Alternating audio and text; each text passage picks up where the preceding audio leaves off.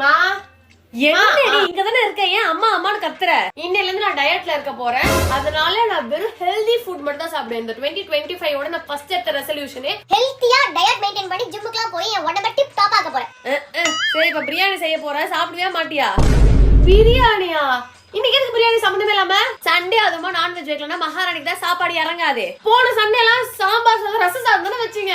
இந்த வாட்டி மட்டும் எதுக்கு பிரியாணி? போன வாட்டி கறி எடுக்கலன்னா அழுது கொஞ்சோண்டு சாப்பிட்டேன். சரி, இந்த வாட்டி எங்க சாப்பிடாம விட்டுருவோம்னா சண்டே அதுவுமா நல்லா கறி எடுத்து செய்யலான்னு பிரியாணி செய்ய போறேன். நீங்க தான் ஸ்ட்ரிக்ட்டா பண்ணலாம்னு நினைச்சேன், அதுக்குள்ள இப்படி பண்றேன். சரி, இப்ப நல்லா நெய் போட்டு மணக்க மணக்க சிக்கன் பிரியாணி செய்ய போறேன். சாப்பிடுவியா மாட்டியா? என்ன பண்றதெல்லாம் வேஸ்ட் ஆகி போயிடும்ல. இன்னைக்கு மட்டும் சாப்பிடுறேன். அப்ப சரி, சிக்கன் பிரியாணி, சிக்கன் தொக்கு, சிக்கன் ஃப்ரை, அதுக்கப்புறம் அந்த தால்சா அதெல்லாம் வச்சிடறேன். சரியா?